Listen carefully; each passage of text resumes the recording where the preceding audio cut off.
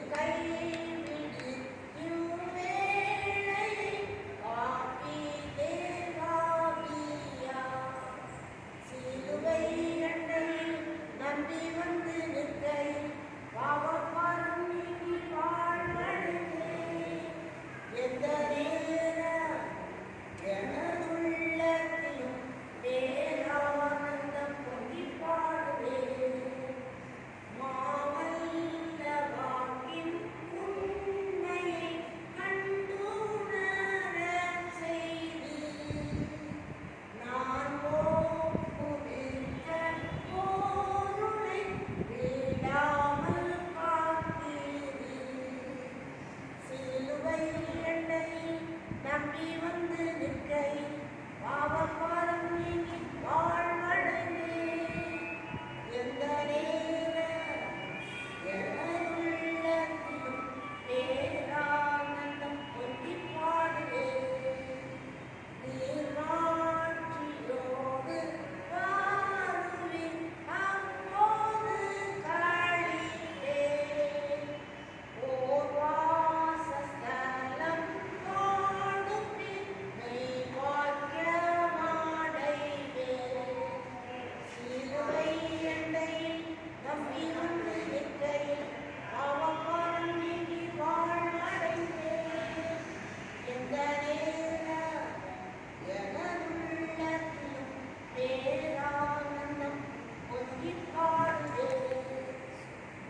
மாற்கு 11வது அதிகாரம் 11வது வசனம் முதல் 19வது வசனம் முடிய மார்க்குவின் நற்செய்தி நூல் 11வது அதிகாரம் 11வது வசனம் முதல் 19வது வசனம் முடிய. இயேசு எருசலேமுக்கு வந்து தேவாலயத்தில் பிரவேசித்து எல்லாவற்றையும் சுற்றி பார்த்து சாயங்காலமான போது 12 கூட பெத்தானியாவுக்கு போனார். மறுநாளிலே அவர்கள் பெத்தானியாவிலிருந்து புறப்பட்டு வருகையில் அவருக்கு பசி உண்டாயிற்று. அப்பொழுது இலைகள் உள்ள ஒரு அத்தி மரத்தை தூரத்திலே கண்டு அதில் ஏதாவது அகப்படுமோ என்று பார்க்க வந்தார். அத்திப்பழ காலமாய் இராதபடியால் அவர் அதனிடத்தில் வந்தபோது அதில் இலைகளை அல்லாமல் வேறொன்றையும் காணவில்லை. அப்பொழுது இயேசு அதை பார்த்து, இது முதல் ஒரு காலம் ஒருவனும் உன்னிடத்தில் கனியை ருசியாதிருக்க கடவன் என்றார். அதை அவருடைய சீடர்கள் கேட்டார்கள். அவர்கள் எருசலேமுக்கு வந்தார்கள். இயேசு தேவாலயத்தில் பிரவேசித்து ஆலயத்தில் விற்கிறவர்களையும் கொள்ளுகிறவர்களையும் துரத்திவிட்டு காசுக்காரருடைய பலகைகளையும் புறா விற்கிறவர்களுடைய ஆசனங்களையும் கவிழ்த்து, ஒருவனும் தேவாலயத்தின் வழியாக யாதொரு பண்டத்தையும் கொண்டு போக விடாமல், என்னுடைய வீடு எல்லா ஜனங்களுக்கும் ஜெப வீடு எண்ணப்படும் என்று எழுதியிருக்கவில்லையா? நீங்களோ அதை கள்ளக் குகையாக்கினீர்கள் என்று அவர்களுக்கு சொல்லி உபதேசித்தார். அதை வேத பாலகரும் பிரதான ஆசாரியரும் கேட்டு அவரை கொலை செய்ய வகை தேடினார்கள். ஆகிலும் ஜனங்கள் எல்லாரும் அவருடைய உபதேசத்தை குறித்து ஆச்சரியப்பட்டபடியினாலே அவருக்கு பயந்திருந்தார்கள். சாயங்காலமான போது அவர் நகரத்திலிருந்து புறப்பட்டு போனார். ஆண்டவராகிய இயேசு கிறிஸ்துவின் இனிய பெயராலே நான் உங்களை வாழ்த்துகிறேன். இந்த தூய வாரத்திலே இந்த திங்கட்கிழமையிலிருந்து துவங்கி சனிக்கிழமை வரைக்கும் இந்த ஆண்டவருடைய இந்த 7 நாட்களை குறித்து நாம் அதிகமாக தியானிக்க இருக்கிறோம். திங்கட்கிழமை ஆண்டவர் ஆலயத்தை சுத்திகரித்தார் என்கின்ற அந்த நிகழ்வின் அடிப்படையிலே தியானங்கள் இருக்கும். செவ்வாய்க்கிழமை ஆண்டவருடைய அதிகாரத்தை எதிர்த்து எழுப்பப்பட்ட கேள்விகள், ஆண்டவருக்கு எதிராக எழுப்பப்பட்ட அந்த கேள்விகளை அடிப்படையாக கொண்டு தியானிப்பது வழக்கம். புதன்கிழமை ஆண்டவரை மகிமைப்படுத்துதல் அல்லது ஆண்டவர் மற்ற இனங்களுக்கு தன்னை வெளிப்படுத்திய அந்த நிகழ்வை மையமாக வைத்தும், வியாழக்கிழமை ஆண்டவருடைய பெரிய கட்டளை அவருடைய திருவிருந்து அதை மையமாக வைத்தும், வெள்ளிக்கிழமை இயேசு கிறிஸ்துவினுடைய பாடு மரணத்தை மையமாக வைத்தும், சனிக்கிழமை அவருடைய மரணம் அமைதி என்பதை மையமாக வைத்தும் சிந்திப்பது கிறிஸ்தவ நாட்காட்டி. பெரும்பாலும் இந்த பகுதி, இந்த ஆண்டவர் ஆலயத்தை சுத்திகரிக்கின்ற இந்த பகுதி 4 நற்செய்தி நூல்களிலுமே பதிவு செய்யப்படுகிறது. மார்க்கு நற்செய்தி நூல் கொஞ்சம் வித்தியாசமாக, அவர் ஞாயிற்றுக்கிழமை வந்து சுற்றி பார்த்த பிறகு மறுநாள், ஒருவேளை முதல் நாளிலே வந்து பார்த்த பிறகு 2வது நாளிலே அவர் என்ன செய்கிறார்? ஆலயத்தை சுத்தம் செய்கிறார். ஆனால் மற்ற நற்செய்தி நூல்களிலே மத்தேயுவோ லூக்காவிலோ அது அதே நாளிலே அவர் சுத்தம் செய்வது போல அமைந்திருக்கிறது. ஆனாலும் திருச்சபை பாரம்பரியம் இந்த நாளை, அதாவது நாம் தியானிக்கக்கூடிய இந்த நாளை திருச்சபையினுடைய சுத்திகரிப்பின் நாள் என்று அவர்கள் குறிப்பிடுகிறார்கள். இங்கே நாம் கவனிக்க வேண்டிய சில விஷயங்கள். 11வது வசனத்திலே ஆண்டவர் வந்து தேவாலயத்தை சுற்றி பார்த்து, அவர் தேவாலயத்தை சுற்றி பார்த்து அதன் பின்பு 12 கூட பெத்தானியாவுக்கு போகிறார். இதுதான் இந்த 11வது வசனம் நமக்கு சில விஷயங்களை கற்றுத்தருகிறது. ஆண்டவர் வந்து தேவாலயத்தை சுற்றி பார்த்தார். அவருடைய பார்வை, the perspective of Jesus, அது எப்படி இருந்தது என்பதைத்தான் நீங்களும் நானும் புரிந்து கொள்ள வேண்டும். அந்த பார்வையின் அடிப்படையில் தான் இதற்கு பின்னால் நிகழக்கூடிய நிகழ்வுகளை எல்லாம் நாம் புரிந்து கொள்ள முடியும். அவர் சுற்றி பார்த்தபோது அவர் கண்டறிந்த விஷயங்கள் அவருடைய மனதை ஆழமாய் பாதித்தது. ஏனென்றால் நேற்றைய தினத்திலே நம்முடைய அந்த பிரசங்கியார் ரொம்ப அழகாக அதை குறித்து சொன்னார். சாலமோன் காலத்திலே கட்டப்பட்டிருந்த ஆலயத்திற்கும், செருபாபேல் காலத்திலே கட்டப்பட்டிருந்த ஆலயத்திற்கும், ஏரோதுவின் காலத்திலே கட்டப்பட்டு அல்லது விரிவாக்கம் செய்யப்பட்டிருந்த அந்த ஆலயத்திற்கும் நிறைய வித்தியாசங்கள் இருந்தது. ஏனென்றால் சாலமோனின் காலத்திலே இஸ்ரேலர் மட்டுமே அந்த இடத்திலே வந்து தொழுதார்கள். செருபாபேலின் காலத்திலே மீந்திருந்த ஒரு சிறு ஜனக்கூட்டம் மட்டுமே அந்த இடத்திலே வந்து தொழுதார்கள். ஆகவே அதற்கேற்றாற்போல் ஆலயம் இருந்தது. ஆனால் இப்பொழுதோ எருசலேம் ஒரு முக்கியமான நகரமாக மாறிவிட்டது. அது ரோம காலனியினுடைய ஒரு மையம். அதனாலே அந்த இடத்திலே பலதரப்பட்ட மக்களும் வந்து ஆண்டவரை தொழுது கொள்ளுகின்ற ஒரு இடமாக அந்த இடம் மாறியிருந்தது. ஆகவேதான் ஏரோது அதை கொஞ்சம் விரிவாக்கம் செய்து தனி ஒரு மண்டபத்தை மற்ற மக்களுக்காக, மற்ற மதத்தவர்களுக்காக அல்லது யூதரை சாராதவர்கள் வந்து ஆண்டவரை தொழுது கொள்வதற்காக அமைத்திருந்தார். அந்த இடத்திலே ஆண்டவரை தொழுவதற்கு இடைஞ்சலாக இவர்களுடைய வணிகம் இருந்ததினாலே ஆண்டவர் துரத்துகிறார் என்பது போல இந்த பதிவு இருக்கிறது. ஆனால் கவனித்து பார்க்க வேண்டும். அவர் சுற்றி பார்த்தார், ஆலயத்தை சுற்றி பார்த்தார்.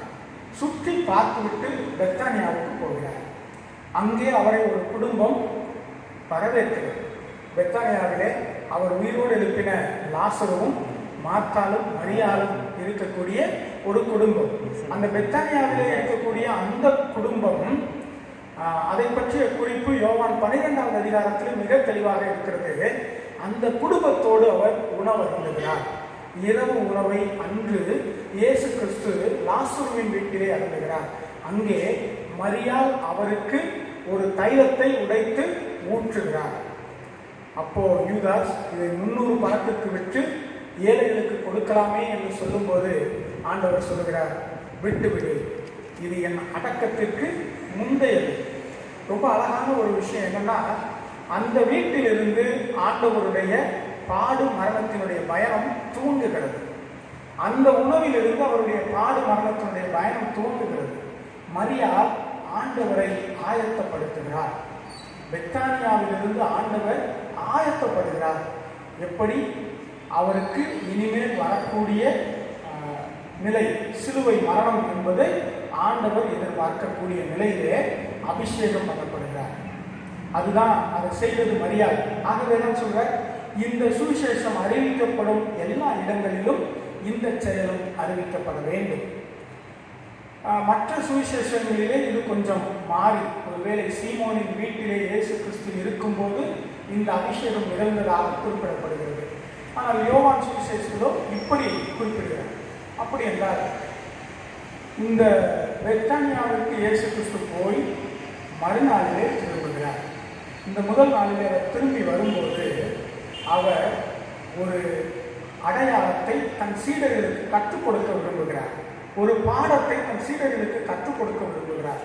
அந்த பாடம்தான், இலைகள் உள்ள அத்தி மரத்தை கண்டு அங்கே அவர் ஏதாவது கிடைக்குமா என்று தேடுகிறார். அது அத்திப்பழ காலமாய் இராதபடியினாலே அதில் என்ன இல்லை, எதுவுமே இல்லை. உடனே ஆண்டவர் சபிச்சிடுறார் அந்த மரத்தை. எனக்கு ஒரு கேள்வி, அதுதான் மாம்பழம் சீசனே இல்லாத நேரத்தில் போய் மாமரத்தில் போய் என்ன செய்யக்கூடாது, மாம்பழத்தை தேடவே கூடாது. அப்படி தேடுனா நமக்கு என்ன செய்யாது, கிடைக்காது. அப்போ ஏன் ஆண்டவர் இதை செய்கிறார்? கண்டிப்பாக பழம் இல்லாத நேரத்திலே, காலம் இல்லாத காலத்திலே அது கிடைக்காது என்பது ஆண்டவர் ஏன் இதை செய்தார்? ஏன்னா முந்தின நாள் அவர் தேவாலயத்தை சுற்றி பார்த்த நிகழ்வோடு இதை பொருத்தி புரிந்து கொள்வதற்கு நம்மை அழைக்கிறார். ஏனென்றால் தேவாலயம், ஆலயம் என்பது கனி தரக்கூடிய ஒன்றாக இருந்திருக்க வேண்டும். அந்த கனி என்பது எல்லாருக்கும் எல்லா காலங்களிலும் பயன்படக்கூடியதாக இருந்திருக்க வேண்டும். ஆனால் ஆலயமோ எப்படி இருக்கிறது, கனி தரும் காலத்தில் மட்டுமே கனி கொடுக்கக்கூடியதாக. அது ரொம்ப அழகாக சொல்லணும்னா, பண்டிகை காலங்களில் மட்டுமே அவங்க என்ன செய்வாங்க, ஏழைகளை கூப்பிட்டு உணவிடுவார்கள், மற்றவங்களுக்கு செய்ய வேண்டியதை செய்வாங்க. ஆனால் மோசேயுடைய சட்டப்படி ஆலயத்தினுடைய பலிபீடத்தினுடைய நெருப்பு அணையாமல் இருக்க வேண்டும். அங்கே அவர் எல்லாருக்கும் உணவு இருக்கும் வகையிலே இதை செய்ய வேண்டும்.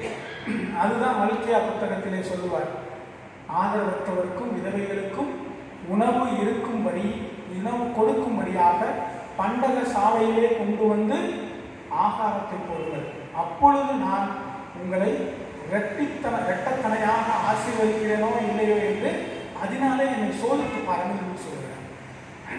அப்ப ஆலயம் என்பது, அதனுடைய வாழ்க்கை என்பது கரிசனையோடு செயல்பட்டு இருக்க வேண்டும்.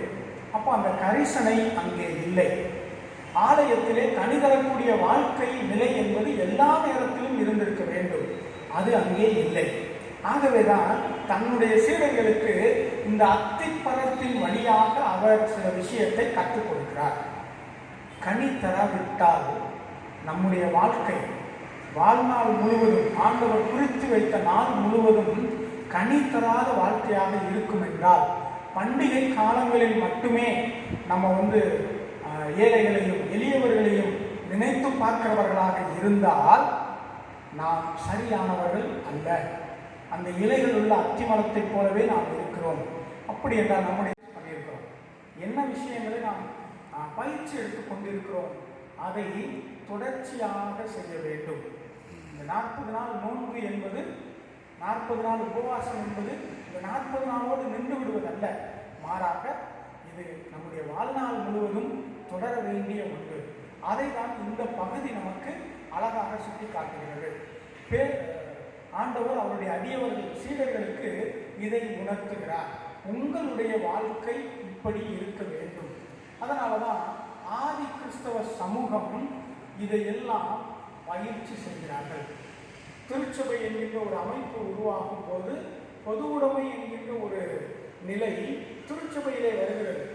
எல்லாருக்கும் எல்லாமும் இருந்தது, எல்லாருக்கும் எல்லாமும் கிடைக்க வேண்டும் என்ற நிலை திருச்சபை தான் முதலில் உருவாக்கியது. அதற்கு காரணம் இங்கிருந்து இயேசு சுவாமி கொடுத்த பார்வை, கண்ணோக்கு, பெர்ஸ்பெக்டிவ். அடுத்தபடியாக இந்த பகுதியிலே இன்னொன்றை நாம் கவனிக்க வேண்டும். இயேசு கிறிஸ்துவினுடைய வைராக்கியம். என் பிதாவின் வீடு எல்லா, ஒருவேளை நம்முடைய வைராக்கியம் எதன் மீது இருக்கிறது? இந்த நாளிலே நாம் அதை நினைத்து பார்க்க வேண்டும். இயேசு கிறிஸ்துவினுடைய வைராக்கியம் ஆலயத்தின் மீது இருந்தது. ஆலயத்திலே ஆண்டவருடைய சந்நிதி என்று அழைக்கப்படுகின்ற அந்த இடம் எல்லா ஜனங்களுக்கும் ஜெப வீடாக இருக்க வேண்டும். இதுதான் ஆண்டவர் எதிர்பார்த்தார். ஆனால் அங்கே இருந்த நிலையோ மாறி இருந்தது. ஜெப வீடு என்பது வேறு ஒரு நிலையிலே இருந்தது. அது வியாபார வீடாக இருந்தது. வியாபாரம் என்றாலே அங்கே கள்ளர் புகைதான். இதுதான் ஆண்டவருடைய புரிதல். வியாபாரம் என்று சொல்லும்போது நம்ம என்ன செய்வோம்? பல விஷயங்கள் அதில் இருக்கும். நல்ல ஒருவர் தான். வடை எப்போ போட்டதுன்னு சொல்லி கேட்டோம்னா என்ன சொல்லுவார்? கடையில் போய் நமக்கு நல்ல பழக்கமானவர் தான், நம்ம கூட நெருங்கிய நண்பராகவே இருந்திருப்பார் அந்த கடைக்காரர். ஆனால் வடை எப்போ போட்டதுன்னு கேட்டோம்னா என்ன சொல்லுவார்? இப்போ தான் போட்டுச்சுங்க. ஆனால் அது காலையில் 6 மணிக்கே போட்டு வந்திருக்கோம். என்ன சொல்கிறது? நம்மக்கிட்ட இப்போ தான் போட்டுச்சு, 1 மணி நேரம் தான் ஆச்சுன்னு சொல்லுவார். யோசிச்சு பாருங்கள். ஏன்? அது வியாபாரம். அதுதான் வியாபார டெக்னிக்னு வேறு சொல்லிவிடுவாங்க. பொய் சொல்கிறது வியாபாரத்துடைய டெக்னிக், நுட்பம், தொழில்நுட்பம் என்னன்னா பொய் சொல்லுது. அப்போ யோசிக்க வேண்டியிருக்கிறது, ஜெப வீடு வியாபார வீடு. இப்போ திருச்சபை ஜெப வீடாக இருக்க வேண்டும். ஏன் ஜெப வீடாக இருக்க வேண்டும்? இங்கிருந்து மக்களுடைய குரல், கூக்குரல் ஆண்டவருடைய சமூகத்திற்கு கேட்க வேண்டும். ஆண்டவருடைய சமூகத்திற்கு கேட்கிற வகையில் தான் இந்த வீடு அமைந்திருக்க வேண்டும். ஏன்னா ஒவ்வொரு தரப்பிலும் மக்கள் வந்து ஆண்டவரை நோக்கி பார்க்க வேண்டும். இங்கே அப்போ என்ன இருந்திருக்கக்கூடாது? இந்த நம்ம சொல்கிற அந்த டெக்னிக்ஸ், தொழில்நுட்பம் என்று பேசுகின்ற இந்த விஷயங்கள் எதுவும் இருக்கக்கூடாது. இங்கே பொய் இருந்திருக்கக்கூடாது, பொறாமை இருக்கக்கூடாது. அப்போது இது எதுவுமே இல்லாமல் இருக்கக்கூடிய இடமாகத்தான் ஆலயம் இருக்க வேண்டும். அதுதான் ஆலயத்திலே ஆண்டவர் வைத்திருந்த வைராக்கியம். இதுதான் ஆண்டவருக்கான அல்லது ஆண்டவர் வைத்திருந்த வைராக்கியம். இந்த வைராக்கியத்தை நாமும் நம்முடைய வாழ்விலே செயல்படுத்த வேண்டும். இந்த வைராக்கியம் நமக்கு எவ்வளவாய் இருக்கிறது என்பதை எண்ணி பார்க்க அழைக்கப்பட்டிருக்கிறோம். அடுத்தபடியாக இந்த வைராக்கியத்தினுடைய விளைவு ஆண்டவருடைய பார்வை. முதல்ல சொன்னது ஆண்டவருடைய பார்வை நமக்கு தேவை. 2வது ஆண்டவருடைய வைராக்கியம் நமக்கு தேவை. இதனுடைய விளைவு என்ன அப்படின்னு கேட்டீங்கன்னா, அங்க இருக்கக்கூடிய எல்லாருமே இதை என்ன செய்யல? ரசிக்கல. அங்க இருக்கக்கூடிய எல்லா மக்களுக்குமே இதை ஏற்றுக்கொள்ளவில்லை. இங்க என்ன சொல்லிருக்கு? இது எல்லா ஜனங்களுக்கும் ஜெப வீடு அப்படின்னு சொன்னாலும் ஒரு கூட்டம் அதை ஏற்றுக்கொண்டார்கள். ஆனால் இன்னொரு கூட்டம் அதை ஏற்கவில்லை. ஒருவேளை நாம் பார்க்கிற இந்த பார்வை எல்லாராலும் ஏற்கப்படுமா? இயேசு கிறிஸ்துவனுடைய பார்வையும் இயேசு கிறிஸ்துவனுடைய வைராக்கியமும் எனக்கு இருக்கும் என்றால் நான் எல்லாராலையும் ஏற்கப்படுவேனா என்கின்ற ஒரு கேள்வி வேண்டும். ஏன்னா இன்னைக்கு இருக்கக்கூடிய சூழ்நிலையில மனிதர்கள் பலரும் டிப்ளமேட்டிக்காக நம்ம இயங்குவதைத்தான் அதிகமாக விரும்புகிறோம். டிப்ளமேட்டிக்காக இயங்குவது அப்படின்னு சொல்லும்போது என்ன ஆகுது? இயேசு கிறிஸ்துவையும் திருப்திப்படுத்த பார்க்கிறோம், இயேசு கிறிஸ்துவுக்கு எதிரானவர்களையும் திருப்திப்படுத்த பார்க்கிறோம். அது இயலாது. அதுதான் இதனுடைய விளைவு, இந்த பார்வையினுடைய, இந்த வைராக்கியத்தினுடைய விளைவு என்ன அப்படின்னு கேட்டா 18வது வசனம் ரொம்ப அழகாக சொல்லுது. ஒரு கூட்டம் அவரை கொலை செய்ய வகை தேடினார்கள், ஆனாலும் மக்கள் அவருக்கு பின்பாக இருப்பதனாலே பயந்து இருந்தார்கள். இப்போ நமக்கு நம்முடையதை ஏற்க மறுக்கக்கூடிய ஒரு கூட்டம் இருக்கும். இயேசு கிறிஸ்துவை போல பார்வை, கண்ணோக்கு, பெர்ஸ்பெக்டிவ் நமக்கு இருக்கும் போதும், இயேசு கிறிஸ்துவை போல அந்த வைராக்கியம், ஜீல் நமக்கு இருக்கும் போதும், நமக்கு எதிரான ஒரு சிறு கூட்டமும் இருக்கும். அதை நாம் ஏற்றுக்கொள்ள வேண்டும். எதிராக யாருமே இருக்க மாட்டாங்கன்னு நம்ம என்ன செஞ்சிட முடியாது, நினைத்து விட முடியாது. ஆனால் அதே சமயத்தில் அந்த கூட்டம் நம்மை அணுக முடியாது. ஏனென்றால் ரொம்ப அழகாக போட்டிருக்கு, இயேசு கிறிஸ்துவோடு மக்கள் இருந்தார்கள், மக்களோடு இயேசு கிறிஸ்து இருந்தார். அப்படின்னா நான் இயேசு கிறிஸ்துவனுடைய பார்வையை பெற்றுக்கொள்ளும் போது, இயேசு கிறிஸ்துவனுடைய வைராக்கியத்தை எனக்குள்ளாக எடுத்துக்கொள்ளும் போது, நானும் மக்களில் ஒருவனாக இருப்பேன், இயேசு கிறிஸ்துவோடு இருப்பேன். இயேசு கிறிஸ்துவோடு நான் இருக்கும்போது என்னை யாரும் நெருங்க முடியாது. ஆகவே இந்த நாளிலே ஆண்டவர் ஆலயத்தை சுத்திகரிக்கிறார் என்று சொல்லுகின்ற இந்த நாளிலே நமக்கு எப்படிப்பட்ட பெர்ஸ்பெக்டிவ் இருக்கிறது, நம்முடைய கண்ணோக்கு எப்படி இருக்கிறது, ஆண்டவரை போல இருக்கிறதா? நமக்கு வைக்கப்படுகின்ற கேள்வி அதுதான். இயேசு கிறிஸ்து பெத்தானியாவிலே ஆயத்தமாகிறார். இந்த பார்வை, அதற்கடுத்து அவருடைய வைராக்கியம், அந்த வைராக்கியத்தினுடைய விளைவு, இதையெல்லாம் நமக்கு இந்த நாள் பாடமாக கற்றுத்தருகிறது. இப்போ இந்த நாளின் பாடத்திலிருந்து நாம் எப்படி செயல்பட போகிறோம்? அதே சமயத்தில் இந்த நாள் நமக்கு நம்பிக்கையை தருகிறது. நம்மை இயேசு கிறிஸ்துவை போல நாம் செயல்படும் போது யாரும் நெருங்க முடியாது, எல்லாரும் பயந்திருக்கக்கூடிய சூழ்நிலை தான் இருக்கும் என்கின்ற நம்பிக்கையை நமக்கு தருகிறது. ஒருவேளை இயேசு கிறிஸ்துவை போல பெர்ஸ்பெக்டிவோ, அவரை போல வைராக்கியமோ நமக்கு இல்லை என்றால், இந்த நேரத்திலே நாம் அதை எண்ணி பார்த்து நம்மை நாமே ஆய்வு செய்து அந்த வைராக்கியத்திற்கு நேராக, அந்த கண்ணோக்கிற்கு நேராக திரும்பி செல்ல வேண்டும். இது நமக்கு கொடுக்கப்படுகின்ற அழைப்பு. ஆகவே இந்த அழைப்பை நாம் செயல்படுத்தும் போது ஆண்டவர் நமக்காக மரித்தார், நமக்காக பாடுபட்டார் என்று சொல்வதிலே ஒரு பொருள் இருக்கும், ஒரு உண்மை இருக்கும். ஆகவே அதை செய்கிறவர்களாக நாம் இருப்போம். நம்முடைய ஆலயம் மாத்திரம் அல்ல, நாமே ஜெபவீடாக இருப்போம். அநேகருடைய குரலை ஆண்டவருக்கு எடுத்து செல்லுகின்றவர்களாக நாம் இருப்போம். அநேகருடைய கூக்குரலை ஆண்டவருக்கு கொண்டு செல்கிறவர்களாக நாம் இருப்போம். நாமே ஜெபவீடு, நாம் தான் ஆலயம் அப்படிங்கிற அந்த எண்ணம் நமக்குள்ளே அதிகமாக இருக்கட்டும். ஆண்டவருக்கு இருக்கக்கூடிய கண்ணோக்கோடும், ஆண்டவரிடத்திலிருந்த வைராக்கியத்தோடும் நாம் இருப்போம். ஆண்டவருடைய ஜெபவீடாக நாம் எப்போதும் நிலைத்திருக்க ஆண்டவர் உதவி செய்வார். ஆண்டவர் தாமே இந்த வார்த்தைகளை ஆசீர்வதிப்பாராக. மறுபடியுமாக நாம் அமர்ந்த வண்ணமாக புத்தெழுச்சி பாடல்களிலே 42வது பாடல், சிலுவையின் நிழலில் அனுதினம் அடியான் சாய்நிலை பாடுவேன். 42வது பாடலை நாம் பாடுவோம். இப்போது நம்மையும் நம்முடைய காணிக்கைகளையும் கடவுளுடைய சமூகத்திலே அர்ப்பணிப்போம்.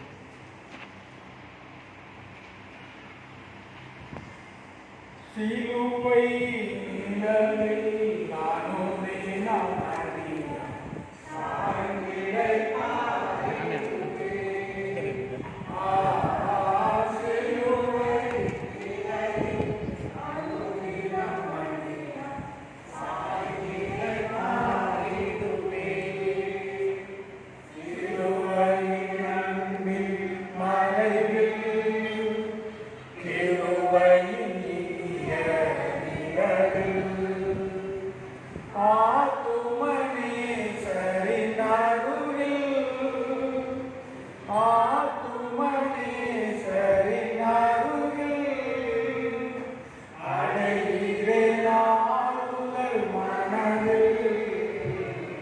சிலுவை நிழலில்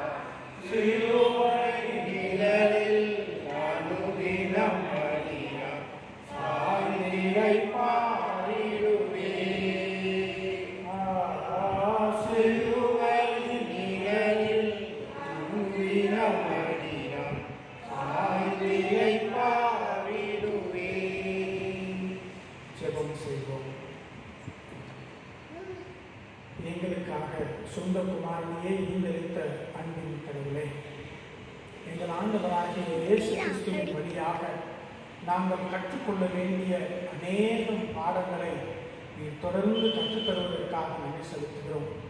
இந்த நாளிலும் கூட எங்கள் ஆண்டவருடைய கண்ணோக்கு, அந்த பார்வை, அந்த பெர்ஸ்பெக்டிவ் எங்களுக்கு இருக்க வேண்டும். அவரை போலவே வைராக்கியம் எங்களுக்கு இருக்க வேண்டும். அதன் விளைவாக எவ்வளவு எதிர்ப்புகள் வந்தாலும் நாங்கள் தைரியமாக இருக்க வேண்டும். ஆண்டவர் எங்களோடு கூட இருக்கிறார் என்ற நம்பிக்கை எங்களுக்கு வேண்டும் என்று இந்த நாளில் கற்றுக் கொடுத்ததற்காக நன்றி செலுத்துகிறோம். நாங்களே தேவாலயம், நாங்களே ஜெப வீடு, எங்களுடைய தேவாலயம், எங்களுடைய ஆலயம், எங்களுடைய வீடு ஜெப வீடாக எப்போதும் இருக்க ஆண்டவர் அருள் புரிய வேண்டும் என்று ஜெபிக்கிறோம்.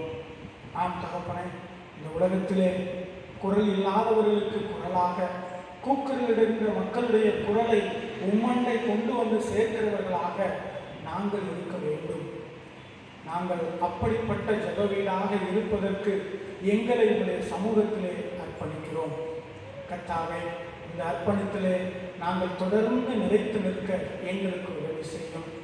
அதற்கு அடையாளமாக நாங்கள் கொடுத்த இந்த சிறு காணிக்கையை ஏற்று அங்கீகரித்தருளும்.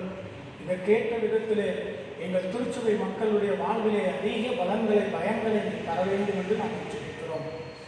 ஆண்டவரே, இந்த சிறப்பான 2 காலங்களிலும் எங்கள் திருச்சபை மக்கள் ஒவ்வொருவருடைய குடும்பத்தையும் உடைய கரத்தில் ஒப்புக் கொடுக்கிறோம். கர்த்தர் அவர்களை பொறுப்படுத்திக் கொள்ளும். கர்த்தர் அவர்களை வழிநடத்தும். உம்முடைய நன்மை, உம்முடைய ஆசீர்வாதம் அவர்களோடு எப்போதும் தங்கி தாபரிக்க வேண்டும் என்று நாங்கள் சொல்லிக்கிறோம். எங்கள் திருச்சபையினுடைய வயதானவர்கள் முதல் குழந்தைகள் வரை ஒவ்வொருவருக்கும் தேவையான பாதுகாப்பை, நல்ல சுகத்தையும் பலத்தையும் தர வேண்டும் என்று நாங்கள் சொல்லிக்கிறோம்.